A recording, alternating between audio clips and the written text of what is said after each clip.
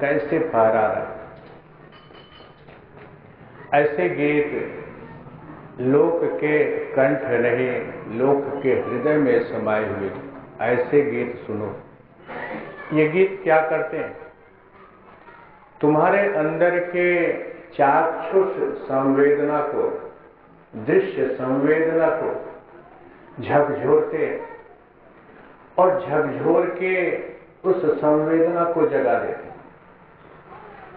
हमारे यहाँ हमारे शास्त्रों ने एक बड़ी गूढ़ गवेषणा की।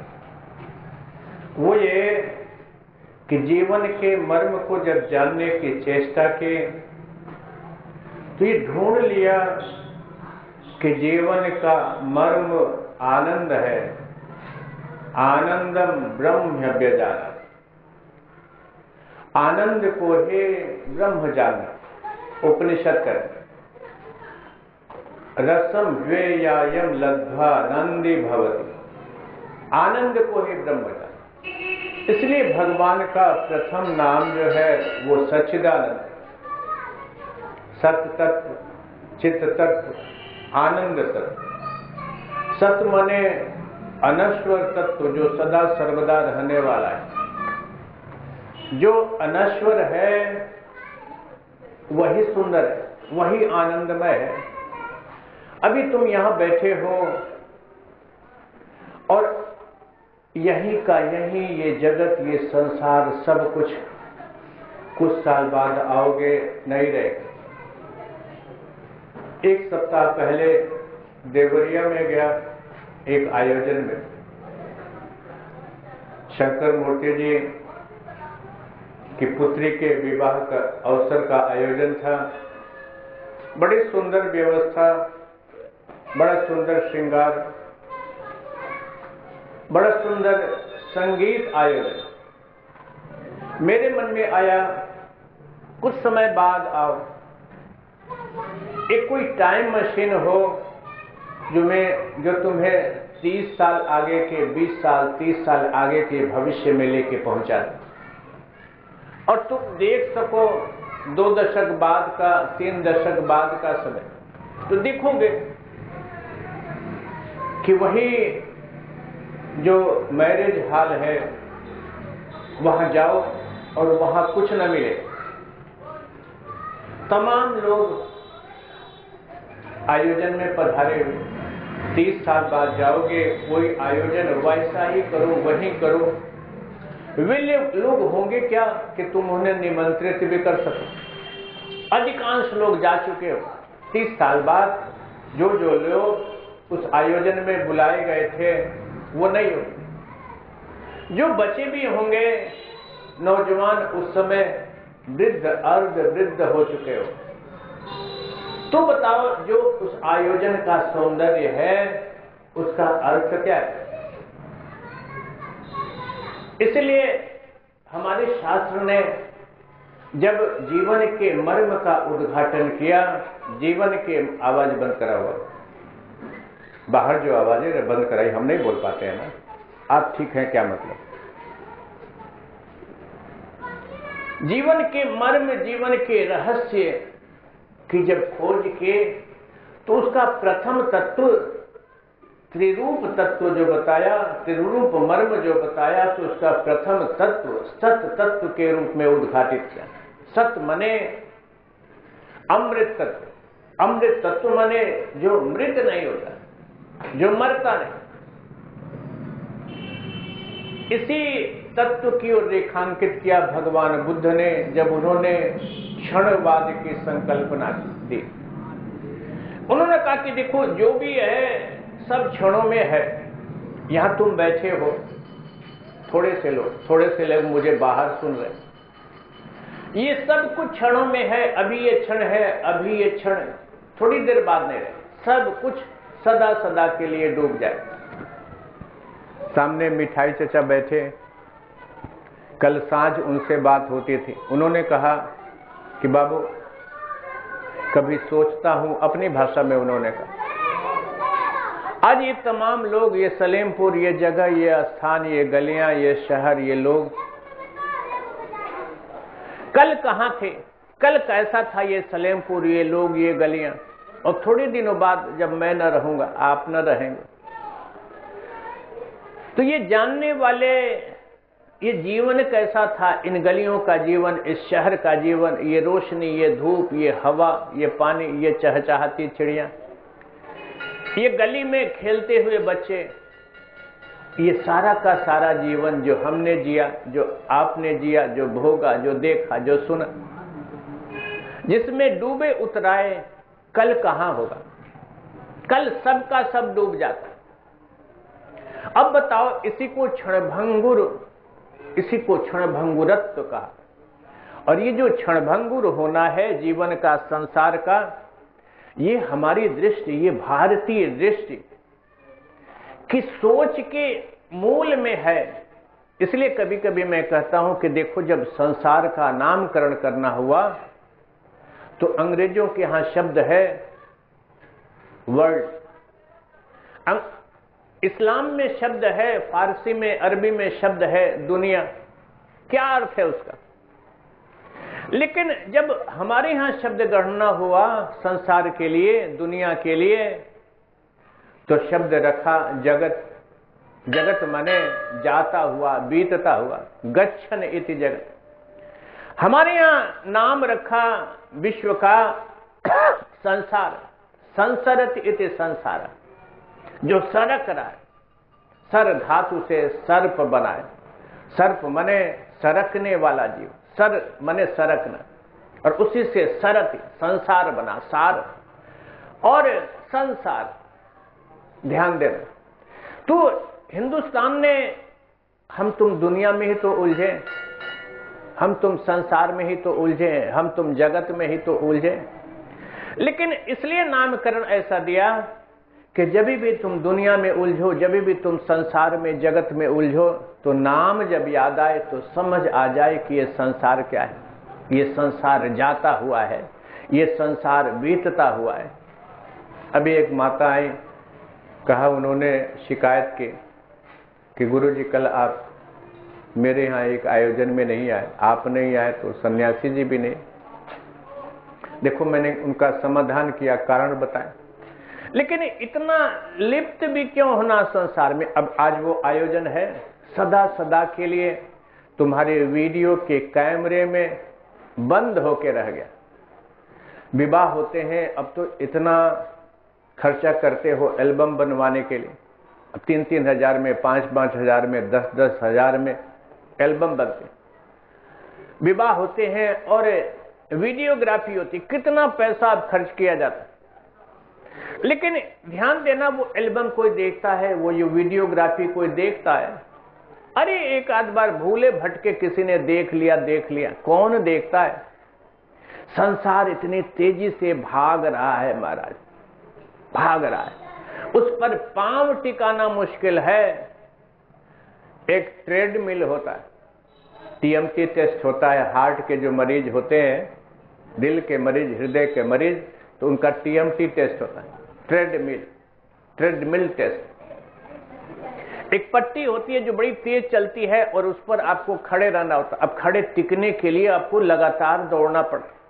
ट्रेडमिल की स्पीड, रफ्तार बढ़ाते जाते हैं डॉक्टर टीएमटी टेस्ट में, और आपके पैरों की गति भी आपको बढ़ानी पड़ती, दौड़ रहे हैं लगातार। ऐसे जैसे कभी तमाम शहरों में जाओ तो सरकती हुई सीढ़ियां होती हैं, पांव रखो और सर, तुम पांव रखे खड़े भी रहो और ऊपर पहुंच गए। संसार लगातार सरक रहा है, तेजी से ट्रेडमिल के फर्श की तरह चल रहा है, बड़ी तेजी से चल रहा है। इसलिए तो चक्र, संसार चक्र, जीवन चक्र, चलता हुआ चक्र है ये, चलता हुआ है, सतत चलता हुआ पहिया है ये जीवन। और इसी चक्र से शब्द बना, देखो हिंदी में चक्कर, इसी चक्र के चक्कर में ये जो चलता हुआ, गोल गोल चलता हुआ संसार का जो चक्र है, इसी के चक्कर में तुम उलझ के व्यतीत हो जाते हो, बीत जाते हो। और अब देखो, क्षणभंगुर शब्द हिंदुस्तान में, हिंदुस्तान के दर्शन में बड़ा महिमावान शब्द, क्षणभंगुरता, क्षणवाद। जो क्षणों में है, जो क्षणों में केवल भासता भर है, वो भला आनंद दे सकता है? कैसे तुम निकाल सकते हो मन से कि अभी सामने जो जगत है अभी है, अभी न रहेगा? तुम कहते हो गांजा पीने वाला बड़ा बुरा, तुम कहते हो शराब पीने वाला बड़ा बुरा, कहते हो ना? किसी गजेड़ू को देखो, 4 दिन पहले मेरी बगल में आके एक गजेड़ी भक्त आ जाते थे। मैंने देखा, पहले दिन देखा कि पांव इतना गंदा लगा जैसे कि महीनों से पांव नहीं धोया। मैंने डांटा तो दूसरे दिन पांव धो के आए। तो फिर मेरे बगल में बैठे हैं तो मैं देख ही रहा हूं, क्या करूं? देख रहा हूं तो गदेली का ऊपरी हिस्सा, अंगूठे का नीचे का हिस्सा, अब बताओ गदेली का ऊपरी हिस्सा इतना गंदा काला जमा हुआ, चमक रहा है। काला बहुत पुराना हो जाए तो चमकने लगता, लग रहा है जैसे गदेली कभी नहीं धुली, जाने कितना जन्म हो गया। अब बताओ, जिसने हाथ नहीं धोए, इसका मतलब वो सुबह शाम शौच जाता है तो हाथ भी नहीं धोता। गजेड़ी से, शराबी से तुम कितना खिन्न होते हो ना, नशा करने वाले। गजेड़ी क्या करता है, शराबी क्या करता है? इसी संसार के चक्र को भुलाने की चेष्टा में शराब पी लेता है, गांजा पी लेता है, अफीम खा लेता है। तुम भी तो गांजा का सेवन करते हो, तुम भी तो अफीम का सेवन करते हो, तुम भी तो मदिरा चढ़ाए रहते हो। महाराज, मोह की मदिरा, मोह की मदिरा। अब ये क्या है? ये मोह की मदिरा है। बेटी का ब्याह, बेटे का ब्याह, अभी 2 विवाहों की, 2 आयोजनों की चर्चा की। अच्छा है, करना होता है? अभी देखो, अब विवाह का सीजन चला, बहुत से कार्ड गिरने लगे, कहीं कहीं जाना होगा, कहीं नहीं जा पाए। करना होता है, लेकिन इस संसार के रंग रोगन में इतना भी न उलझो महाराज। ध्यान रखो, चलते हुए संसार में चलना तो पड़ता है, गति के बिना कोई उपाय नहीं है। संसार तो सदा सदा गति में है। संसार को जब चक्र कहा, जीवन को जब चक्र कहा, संसार को जब जगत का, तो उसके साथ ये भी तो है कि जीवन, उसका अर्थ ये भी है। देखो कितने शब्द, कितने रहस्य गर्भी हैं हिंदुस्तान के शब्द, संस्कृत के। उसका अर्थ ये भी है कि संसार सदा चलता हुआ है, सदा गति में। तुम अगति का चयन नहीं कर सकते, तुम्हें चलना होगा। कुछ भी न करोगे तो जिसे अंग्रेजी में पैरासिम्पैथेटिक सिस्टम कहते हैं, तुम्हारे शरीर में कुछ भी तुम गति न करना चाहो, पड़े भी हो, लेटे भी हो, पड़े हो, सारा संसार की सारी गतियां, सारे उद्वेलन, सारा हलन चलन सब छोड़ के अगर पड़ भी जाओ सदा सदा के लिए, तो भी सांस तो चलती है ना।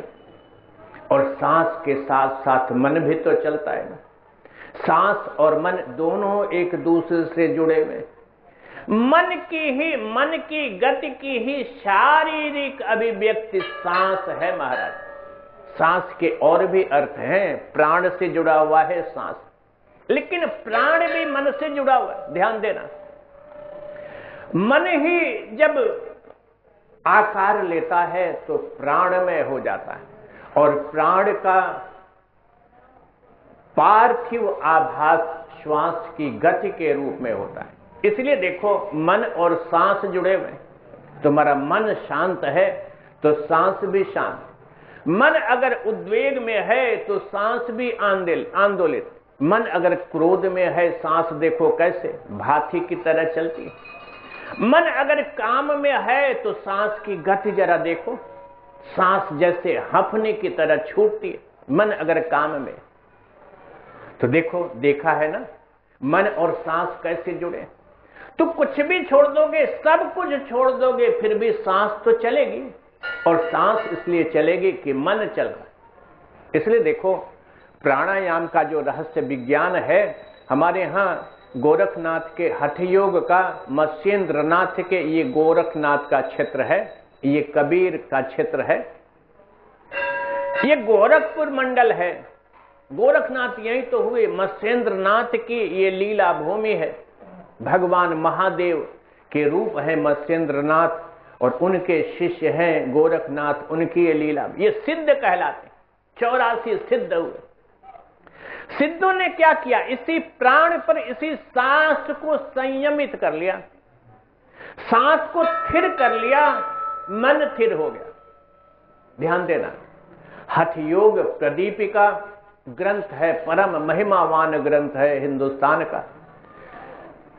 और स्वामी रामदेव जी अपने योग पीठ का नाम रखते हैं पातंजलि योग पीठ। ध्यान देना, लेकिन वो नाम बर पतंजलि से है। वो स्वामी रामदेव जी का सारा जो पैकेज है 7 चरणों वाला आसन प्राणायाम का, वो सब हठयोग का है, हठयोग प्रदीपिका से आता। ध्यान देना, तो प्राणायाम की महिमा क्या, इन सिद्धों ने, इन योगियों ने क्या किया है पुराने जमाने में, सांस को पकड़ा, सांस को पकड़ के सांस को सम पर ले आए, सांस को स्थिर कर लिया, सांस स्थिर हुआ, मन स्थिर हो गया। मन जहां स्थिर हुआ, मन के स्थिर होते ही मन के पार जो मनमोहन तत्व है, जो मन को मोहने वाला तत्व है, वो मोहन तत्व, मोहना मदना, जो ही मन स्थिर होता है, मन को मोहने वाला मनमोहन तत्व वो भी उद्घाटित हो जाता है। मोहन मने एक अर्थ और उसका मोहना, जहां मोह नहीं है। मदन का एक अर्थ, जहां मद न, जहां मद नहीं, मदन मोहन, जहां मद मोह नहीं। मन के स्थिर होते ही मदन मोहन तत्व, मद मोह के परे का यह तत्व उद्घाटित हो जाता है। जहां मोह नहीं है, जहां मोह का नशा, मोह की मदिरा नहीं, मोह की गांजा नहीं, वहां अमृत तत्व उद्घाटित हो जाता है। तुम क्या करते हो, तुम इसी संसार के चक्र से भागने के लिए, संसार का ये चलता हुआ पहिया तुम सहेज नहीं पाते, संसार की गति से अपना तालमेल नहीं बिड़ा पाते। जो बूढ़े हैं, देखो सामने मेरे बूढ़े बैठे हुए, मिठाई चचा बैठे हुए, प्रजापति भाई बैठे हुए, डॉक्टर साहब बैठे, कहां ताल में ताल मिला के चल पा रहे हैं समय से। काल का पहिया कितनी तेजी से भाग रहा है। कोई बूढ़ा कैसे सुबह करता है, कैसे शाम करता है, जरा बूढ़े के हृदय से पूछो। एक एक सांस में बूढ़े हृदय को लगता है क्या हो रहा है, ये जीवन क्या था, ये गली क्या थी, वो लोग कहां चले गए, वो मेरे पिता, वो मेरे पति, वो मेरे भाई, वो मेरी पत्नी, वो मेरे ताऊ, वो खंबा, वो खटिया, वो लोग, वो गीत, वो संगीत, वो सुगंध, वो खुशबू जीवन की कहां गई। सब कुछ अगरबत्ती के धुएं की तरह उड़ के चली गई, जाने कहां खो गई। बूढ़े पल प्रतिपल सोचते हैं, यादों में गुम रहते हैं जो बीत गया उसकी, और आने वाला जो समय है, पल पल मौत की ओर, मृत्यु की ओर एक एक पांव बढ़ाते हुए बूढ़ा हृदय मौत के धमक के, मौत के हनक से आतंकित रहता, आतंक विजड़ित रहता। ये बुढ़ापे का जीवन है, ये बुढ़ापे का सत्य है। और जवानी का सत्य क्या है? जवानी का सत्य है, लैपटॉप लेके बैठो, इंटरनेट लेके बैठो, दुनिया दौड़ रही है, इस दौड़ में मैं अपने को कैसे शामिल करूं। सोचो जरा महाराज, किसी सड़क के किनारे कोई दौड़ हो रही हो, अब देखते हो बड़ी बड़ी दौड़ें होती हैं, कारों की रेस होती है, अलग अजब अजब ढंग की कारें बनती हैं जो केवल दौड़ने के लिए बनती। लोग दौड़ते हैं, रेस भी होती है, कौन रेस से लेकर 100 मीटर से लेकर 16 किलोमीटर की मैराथन रेस होती। अब उस मैराथन रेस में, उस लंबी दौड़ में, उस छोटी तेज दौड़ में अपने को कैसे शामिल करें और कैसे आगे से आगे पहुंच जाएं। जीतना जो है संसार को, संसार में, संसार को काबू में तो करना है, जीना तो है संसार में। जीना इतना मुश्किल है, जीवन को, संसार को जीतना इतना कठिन है, इतनी कठिन चुनौती। जवान इसमें हाँफ रहा है, और बच्चा अपनी पीठ पर लदे हुए बस्ते को निहार रहा है। स्कूल जाता है, हाँफता डांपता, रोकता कलपता, मां से झींकता, नहीं जाऊंगा स्कूल। मां ठोकती भी है, कपड़ा पहनाती है, टिफिन हाथ में देती है, धकेलते हुए बाहर करती है। बच्चा रोता झींकता निकलता है। स्कूल जाता है, इतने सारे विषय, गणित के ऐसे कठिन कठिन फार्मूले, अंग्रेजी के ऐसे अलबेले शब्द, संस्कृत के ऐसे ऐसे सूत्र, केमिस्ट्री है, फिजिक्स है, गणित है, हिस्ट्री है, जाने कितने विषय, कितने शास्त्र रटना है, घोखना है। सांझ को पीठ पर बस्ता लादे हुए आता है बच्चा, और जाने कितना होमवर्क लाद के लाता है। घंटों बिजली की रोशनी में आंखें गड़ाए होमवर्क करता रहता है। अब बच्चे को चिड़िया की चहचहाहट देखने की फुर्सत है। बच्चा आज का कहां जानता है कि तितली के रंग कितने सुंदर होते हैं। बच्चा कहां जानता है आज का कि उपवन में खिले हुए फूल जब ओस के चंद्रिका में नहाए हुए आसमान को निहारते हैं तो कितने मनोहारी लगते हैं। बच्चे को पता है? नहीं पता है। बच्चे के इस पास समय नहीं। एक एक बच्चे से हमने तुमने उनका सुख, उनका चैन, उनका आनंद छीन लिया। उनकी कल्पना, उनकी परियां, उनके खेल, उनके किस्से, उनकी कहानियां छीन ली। बच्चों के जीवन का भोलापन, उनका सौंदर्य हमने तुमने आज के संसार ने, आज की सभ्यता ने छीन लिए। दौड़ने वाली सभ्यता, काबू करने वाली सभ्यता, विजय का हाहाकार करती हुई, जीवन की जीत के लिए हाहाकार करती हुई सभ्यता बचपन पर अपने को प्रेत की तरह लाद चुकी है। ये बचपन का जीवन है, आज के बचपन का जीवन। न बचपन चैन में है, न जवानी, और बुढ़ापा तो नाम ही बेबसी का है। बुढ़ापा तो नाम ही बेचैनी का है। बुढ़ापा तो नाम ही छटपटाहट का है। एक एक पल जीवन के दरिया से निकाले हुई मछली की तरह रेत में पड़ी हुई, काल की तपती हुई रेत में पड़ी हुई मछली